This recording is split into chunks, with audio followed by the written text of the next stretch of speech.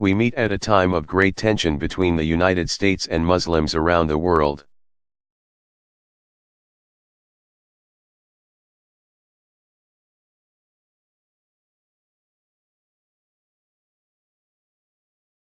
Tension rooted in historical forces that go beyond any current policy debate.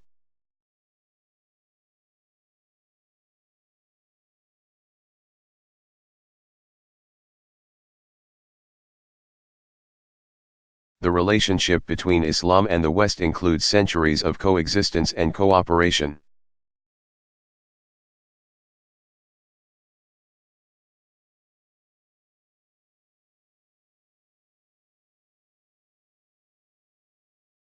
But also conflict and religious wars.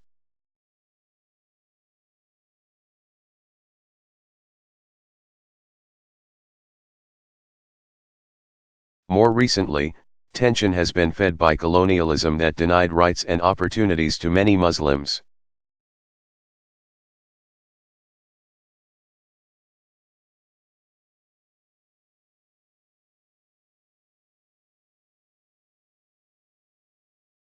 And a Cold War in which Muslim-majority countries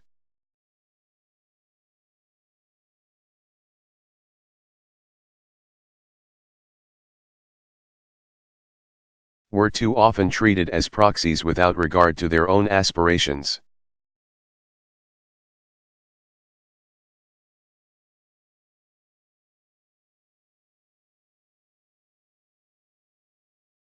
Moreover, the sweeping change brought by modernity and globalization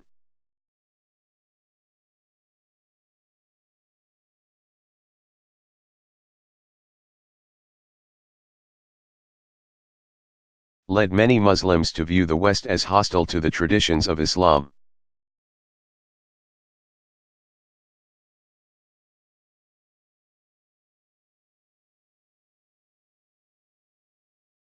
Violent extremists have exploited these tensions in a small but potent minority of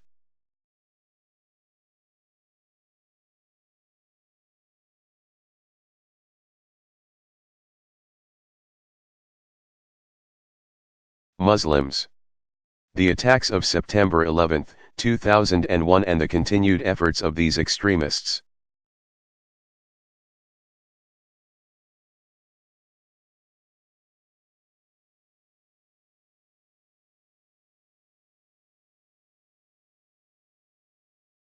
to engage in violence against civilians has led some in my country to view Islam as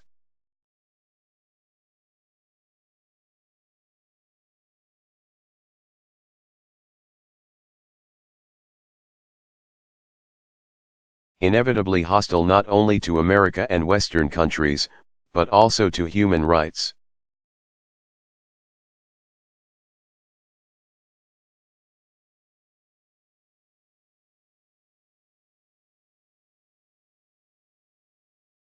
All this has bred more fear and more mistrust.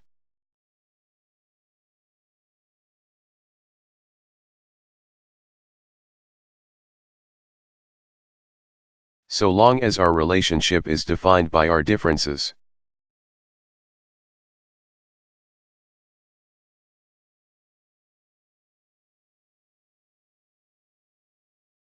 we will empower those who sow hatred rather than peace, those who promote conflict rather than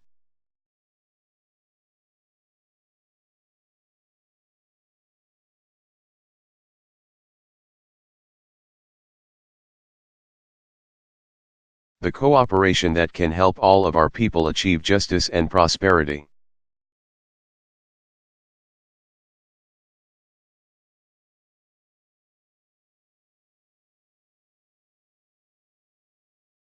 And this cycle of suspicion and discord must end.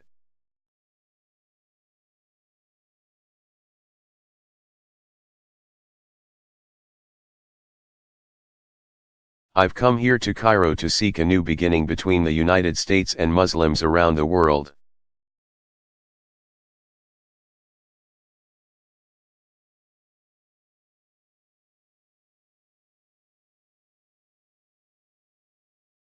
One based on mutual interest and mutual respect.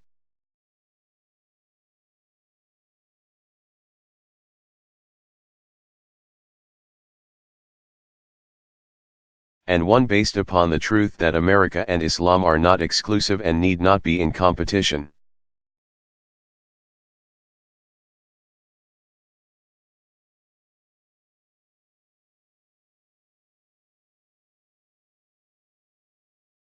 Instead, they overlap and share common principles of justice and progress.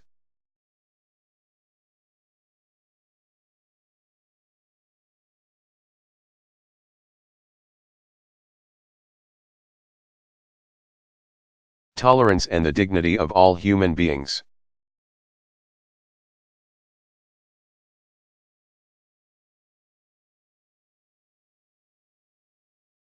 I do so recognizing that change cannot happen overnight.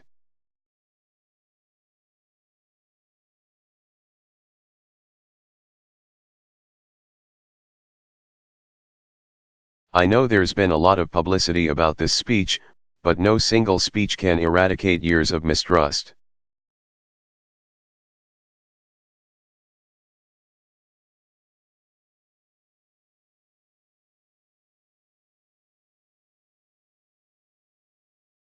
Nor can I answer in the time that I have this afternoon all the complex questions that brought us to this point.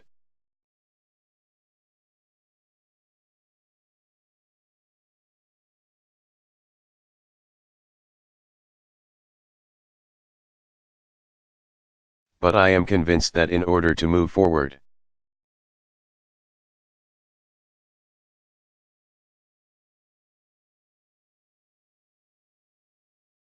we must say openly to each other the things we hold in our hearts and that too often are said only behind closed doors.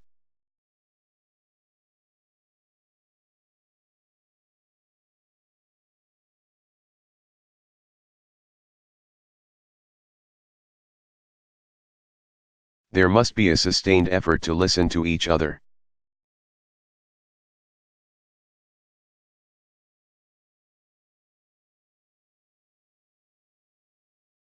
To learn from each other, to respect one another, and to seek common ground.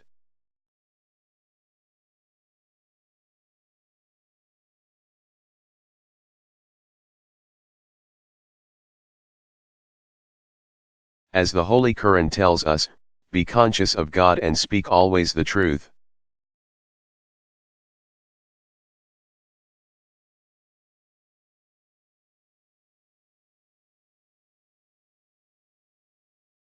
That is what I will try to do today, to speak the truth as best I can.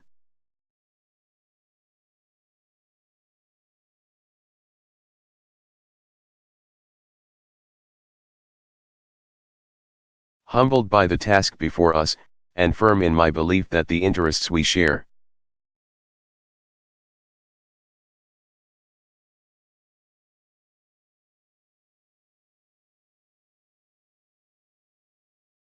as human beings are far more powerful than the forces that drive us apart.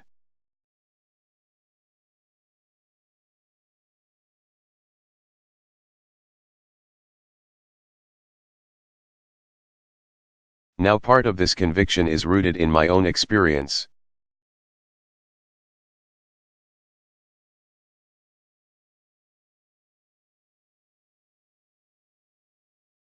I'm a Christian, but my father came from a Kenyan family that includes generations of Muslims. As a boy,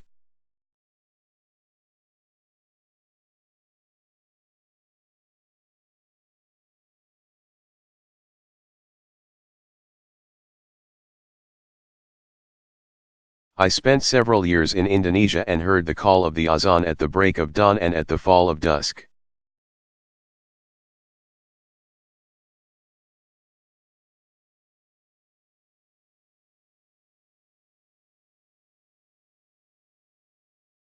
As a young man, I worked in Chicago communities where many found dignity and peace in their Muslim faith.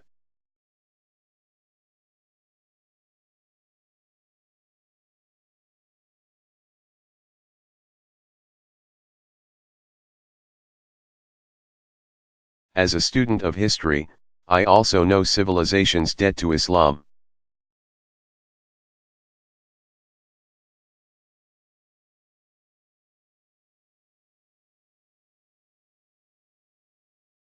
It was Islam at places like Al-Azhar that carried the light of learning through so many centuries.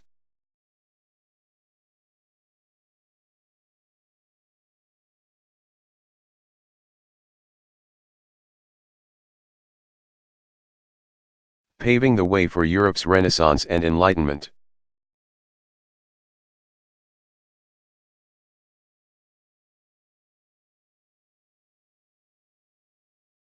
It was innovation in Muslim communities that developed the order of algebra, our magnetic compass and tools of navigation.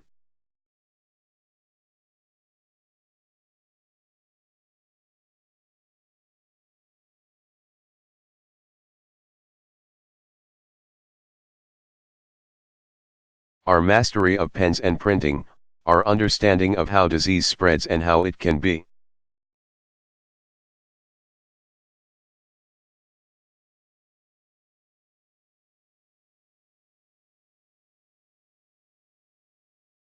Healed.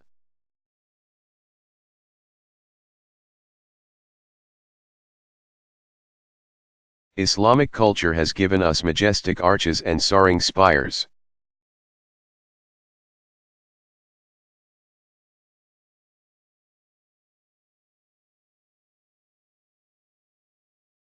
Timeless poetry and cherished music, elegant calligraphy and places of peaceful contemplation.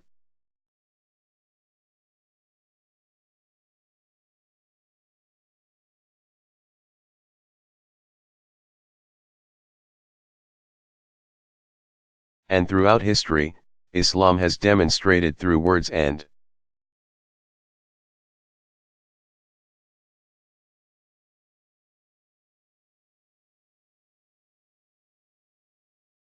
deeds the possibilities of religious tolerance and racial equality.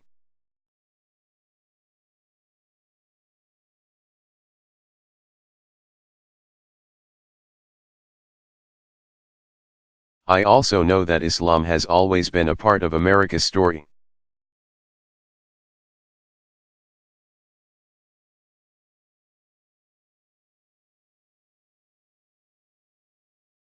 The first nation to recognize my country was Morocco.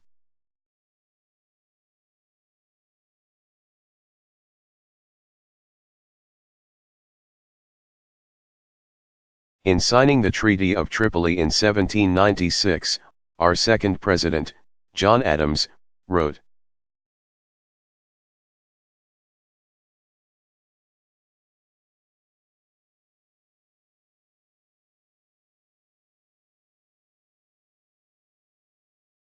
"The United States has in itself no character of enmity against the laws, religion,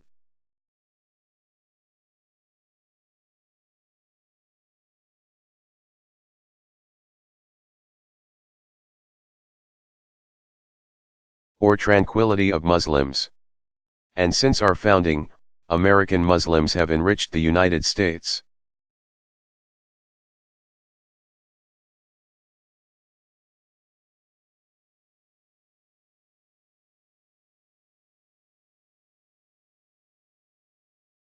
They have fought in our wars, they have served in our government, they have stood for civil rights.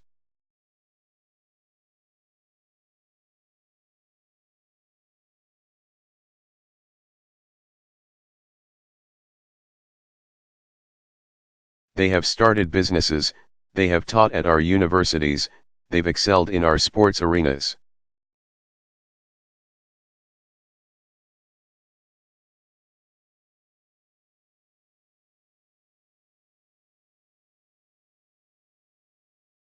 They've won Nobel Prizes, built our tallest building, and lit the Olympic torch.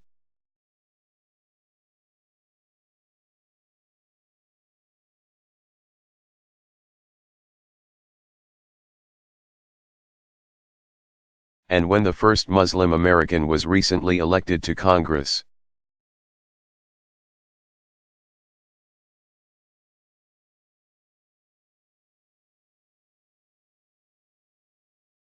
he took the oath to defend our Constitution using the same holy Quran that one of our founding fathers.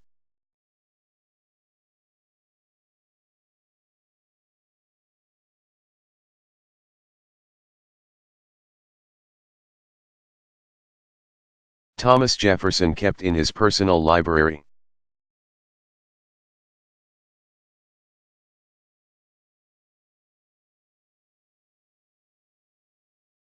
So I have known Islam on 3 continents before coming to the region where it was first revealed.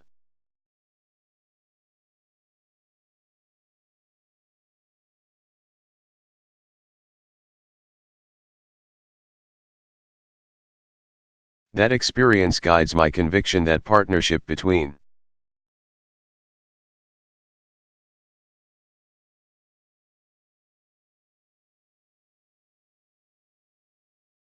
America and Islam must be based on what Islam is, not what it isn't.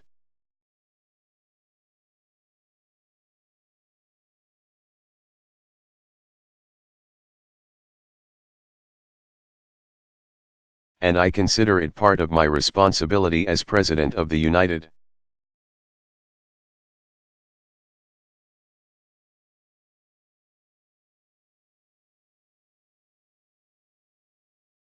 States to fight against negative stereotypes of Islam wherever they appear.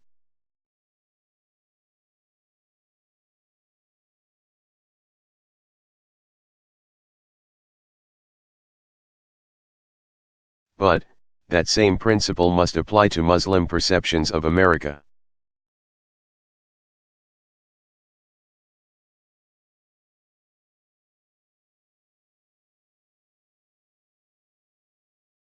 Just as Muslims do not fit a crude stereotype, America is not the crude stereotype of a self-interested empire.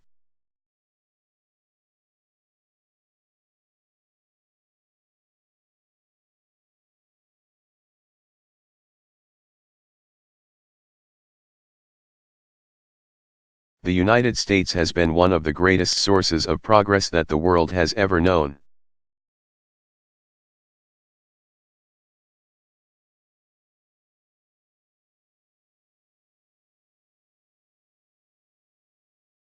We were born out of revolution against an empire.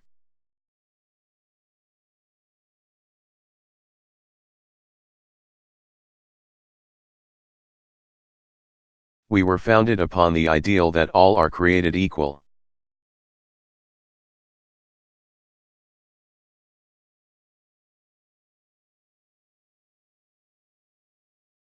And we have shed blood and struggled for centuries to give.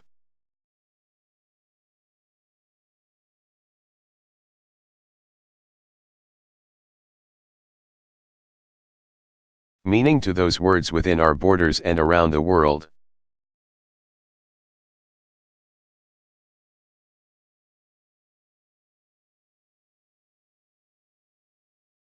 We are shaped by every culture, drawn from every end of the earth.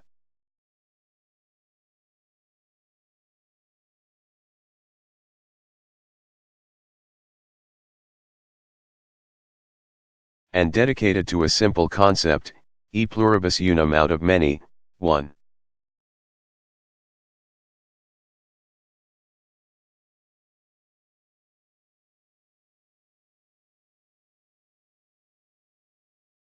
Now much has been made of the fact that an African American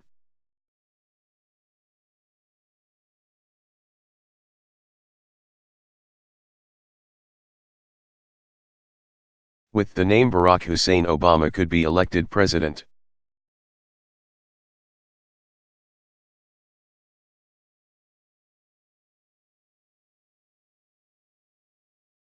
But my personal story is not so unique.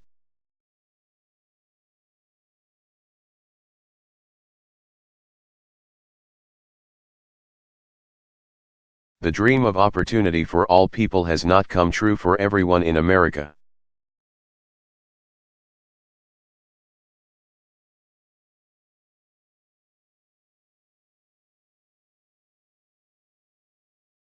But its promise exists for all who come to our shores, and that includes nearly 7 million American Muslims in our country today who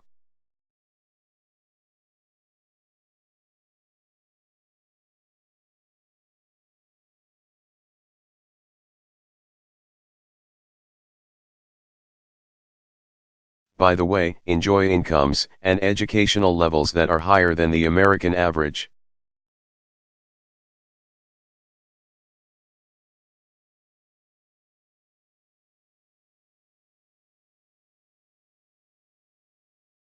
Moreover, freedom in America is indivisible from the freedom to practice one's religion.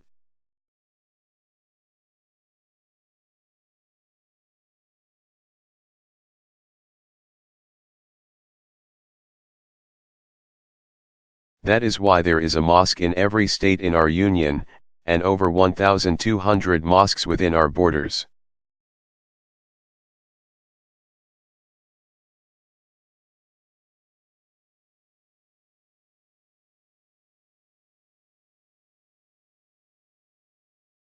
That's why the United States government has gone to court to protect the right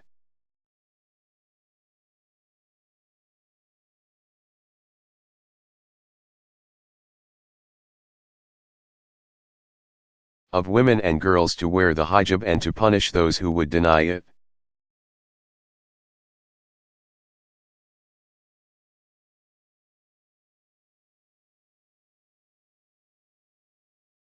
So let there be no doubt, Islam is a part of America.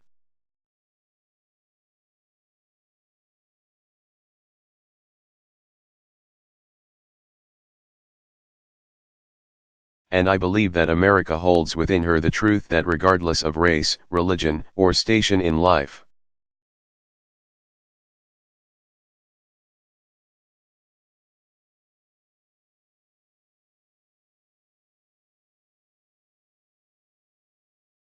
all of us share common aspirations to live in peace and security, to get an education and to work with dignity.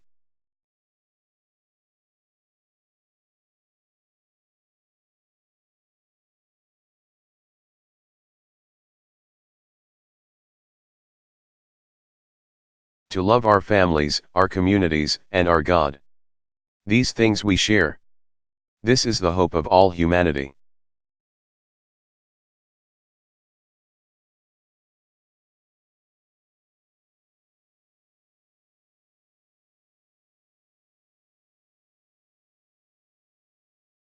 Of course, recognizing our common humanity is only the beginning of our task.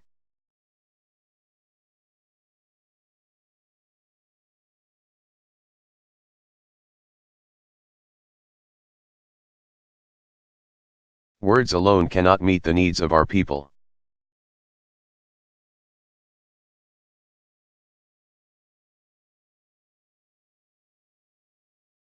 These needs will be met only if we act boldly in the years ahead.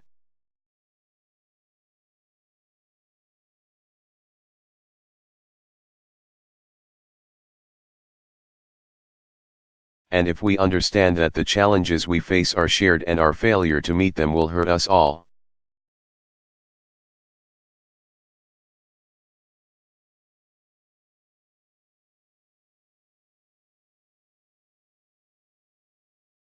For we have learned from recent experience that when a financial system weakens in one country,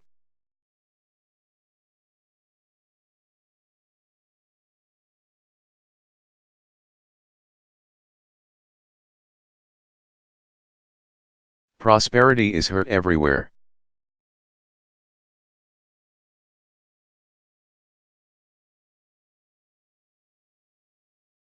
When a new flu infects one human being, all are at risk.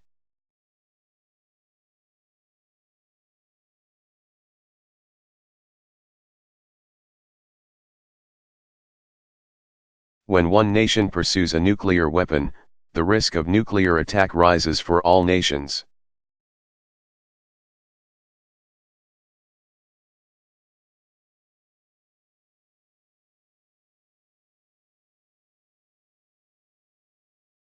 When violent extremists operate in one stretch of mountains, people are endangered across an ocean.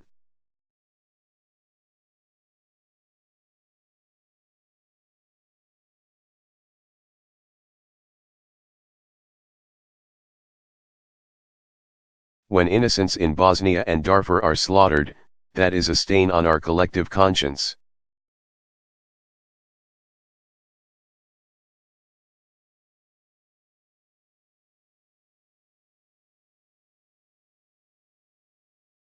That is what it means to share this world in the 21st century.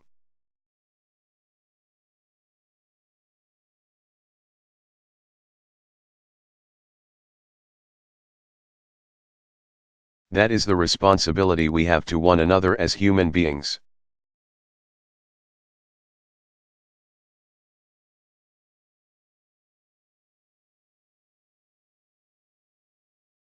And this is a difficult responsibility to embrace.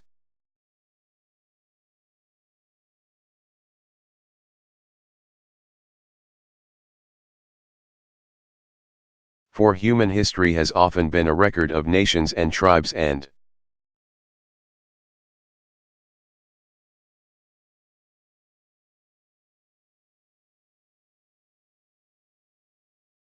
yes, religions subjugating one another in pursuit of their own interests.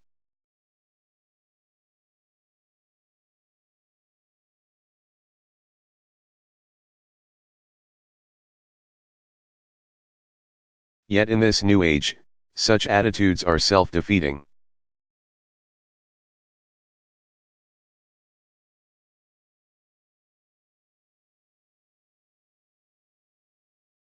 Given our interdependence,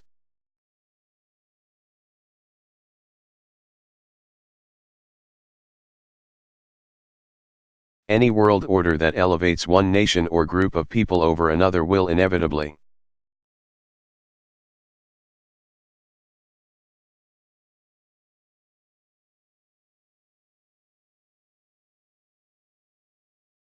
fail.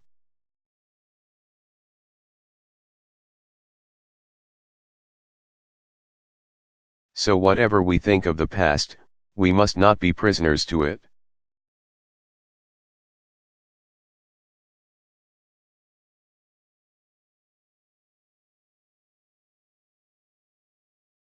Our problems must be dealt with through partnership, our progress must be shared.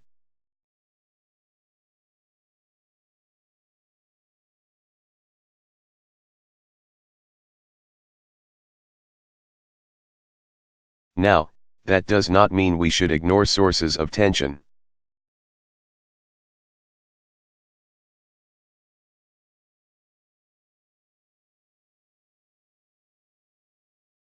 Indeed, it suggests the opposite. We must face these tensions squarely.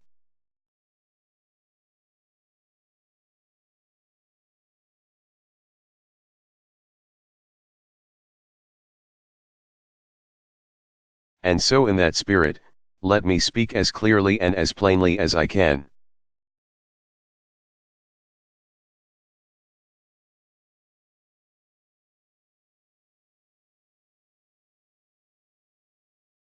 About some specific issues that I believe we must finally confront together.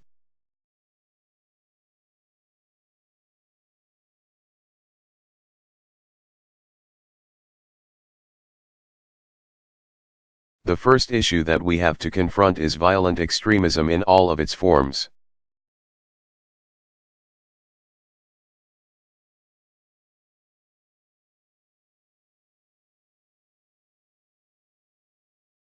In Ankara, I made clear that America is not and never will be at war with Islam.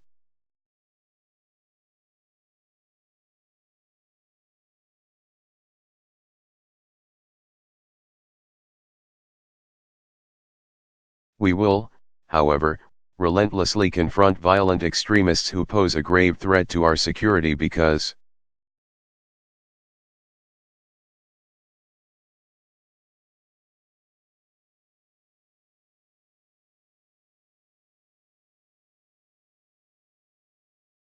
we reject the same thing that people of all faiths reject, the killing of innocent men, women, and children.